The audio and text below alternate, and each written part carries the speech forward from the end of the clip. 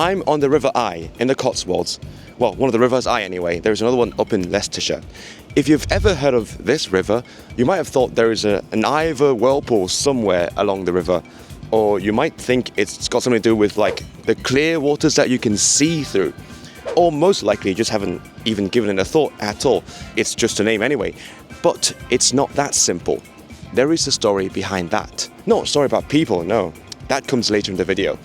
But a story about words. One that not only reveals a secret that links together loads of place names that you might be familiar with, but also unlocks an ancient connection to another certain culture that is near and dear to me. Plus, it might just make this river a strong contender for the most British river there is. Why? Welcome to the world of hydronyms. A hydronym is a fancy Greek word that just means a name for a body of water.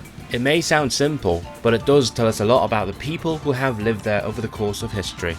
Rivers, for example, famously flow for long distances, so different peoples living along them may give them different names. Or over time, new groups might come and adopt or replace an old name. Did you know that the Rhine is a Celtic name? Neither did I, but keep that in mind for later. And keep in mind to press subscribe while you're at it. We have now reached the point where I'd all but lost my voice. My original plan was to film on location and power through, but for the sake of your ears and your sanity, Unless you're really keen on hearing this angelic voice of mine, here's me doing a creative interpretation of the voiceover instead. Back to the Eye. When I first started planning this road trip, this short and biological name caught my eye. No pun intended. It immediately reminded me of certain short words in other languages that have something to do with rivers. Let me know in the comments if you can think of one too. And believe it or not, it's got nothing to do with visual organs. If you guessed this already, press the like button and pretend it's a thumbs up for you. In Old English, I actually goes back to either you or er. Just to be clear, that's Beowulf Old English in capitals, not Shakespeare Old English. Is this foreshadowing? I guess we'll find out. I personally think one is more believable than the other, but let's explain both before I say which one. In Old English, you meant an island. Island sounds like River Eye, and indeed, you is what gave us the I in Ireland. Before they added land to make it clear it's a piece of land, and then the useless S, which, in case you're wondering, is there because the scholars mistakenly thought it came from Latin. So if you know any Germanic languages, you might know this U from the I in Dutch Eiland, the Swedish and Danish a fun word to say, and also one of the shortest place names in the world, or Icelandic Eyja, which you might know from Eyjafjallajökull. You might also know this thingy from names of islands around this big one, from Orkney and Eriskay to Sheppey, also known as Sheep Island, or Faroe Island if you may. Well, Sheppey comes from Old English, Orkney and Eriskay don't. By and large, the A ending for islands came from the Vikings, though this won't be the only time we talk about names from other languages in this video. So did you become River Eye? Well, it did become several place names called Eye. The biggest one is somewhere in Peterborough. It probably wasn't an island as you imagined it, as much as it was some dry land in a marsh or something. But the thing is, that's not an island. That's why I'm way more convinced that it came from Ea. In Old English, Ea simply meant, drumroll please, a river. Yup, that's it. That's a bloody river. We don't really use that word anymore, but if you speak Scandinavian, you might be aware of or meaning river. Another fun word to say and one of the shortest place names in the world. This one is even more common and more well known. In modern English, you can find it at the end of river names, but as A, most famously, River Mersey. And unlike the A ending for islands, this A ending is actually pure original Anglo-Saxon. Hooray! Stop! Viking.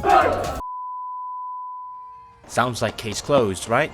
The river is called River. But here's the kicker. Plot twist. They're all the same word. If you go further back to when all the Germanic languages were the same, so like English, German, Icelandic and so on, ui was originally the substantive adjective form of er. That means when you use an adjective like rich to refer to things and people with that characteristic, like the rich or the poor. To be honest, I'm not really sure how that works either. Maybe the rivery place? The riverfall? Let me know if you do. So Mersey, Sheppey, Orkney, they're all related. It's all connected. So River Eye might just be one of the most English rivers there is. Well, unless you count the Eye water that is up in the Scottish borders. But this is hardly the only river in Britain to have a weird self-describing name. Nor is it the only one we're going to be talking about. Because it's not only English that's been spoken here, after all. Britain has famously been inhabited and invaded by lots of different peoples and, more importantly, languages. You might recall all the islands that were named by the Vikings. And somewhere between the two rivers Eye lived the Bard of Avon himself. Of course, I'm in Stratford-upon-Avon, which, as the name implies, is right by the river Avon. I know my Welsh audience must be screaming at their screens right now because they know that name already. Well, did you know how many rivers Avon there are in the UK in total? Put your answers in the comments and I'll tell you later. While they're busy doing that, I can tell the rest of you about Brythonic. Brythonic is a language family that spans from Welsh to Cornish on this island. And if you look over the channel, you've got Breton in Brittany. Or if you look back in time, you've got Cumbric in Cumbria, or perhaps even Pictish up in Scotland.